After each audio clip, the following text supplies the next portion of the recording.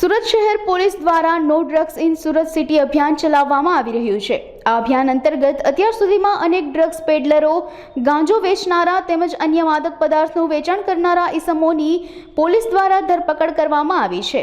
સચિન પોલીસને બાતમી મળી હતી કે ડ્રીમ સહદેવસિંહ ઇન્ડિયા સ્કૂલની સામે એક રૂમમાં ગાંજો સંતાડવામાં આવ્યો છે।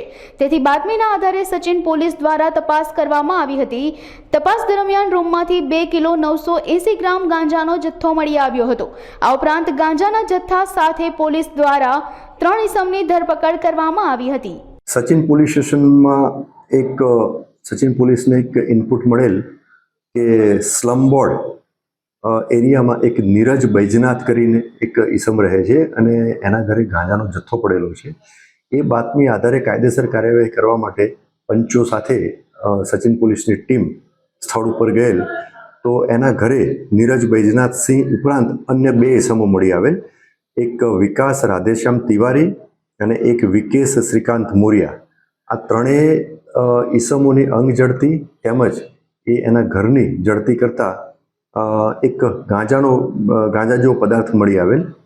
તો આ બાબતે એફએસએલને સ્થળ ઉપર બોલાવી અને સ્થળ તપાસ કરાવી અને આ બાબતે જરૂરી પરીક્ષણ કરાવી અને ખાતરી કરતાં આ ગાંજાનો જથ્થો જ હોવાનું તપાસમાં જણાઈ આવેલ।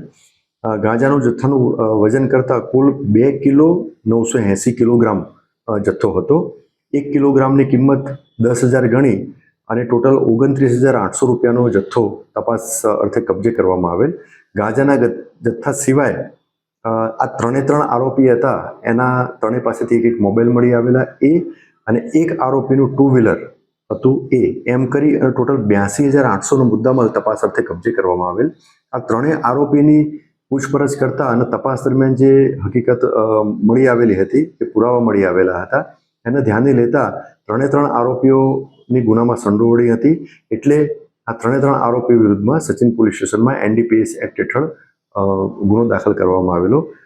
તપાસના કામે 3 આરોપીઓની ધરપકડ કરી નામદાર કોર્ટમાં રજૂ કરી અને પોલીસ કસ્ટડી રિમાન્ડ મેળવવામાં આવેલા હતા। 2 દિવસના પોલીસ કસ્ટડી રિમાન્ડ મળેલ છે। હાલમાં આરોપીઓ પોલીસ કસ્ટડી રિમાન્ડ હેઠળ છે। પ્રાથમિક પૂછપરછમાં આરોપીઓની અને તપાસ દરમિયાન એવું જણાઈ આવેલ છે કે આ જે ગાંજાનો જે જથ્થો જે છે એ જીતુ નામનો જે આરોપી જે છે જે હાલમાં વોન્ટેડ છે એણે મોકલાવેલો હતો। જીતુની હાલમાં તપાસ ચાલુ છે।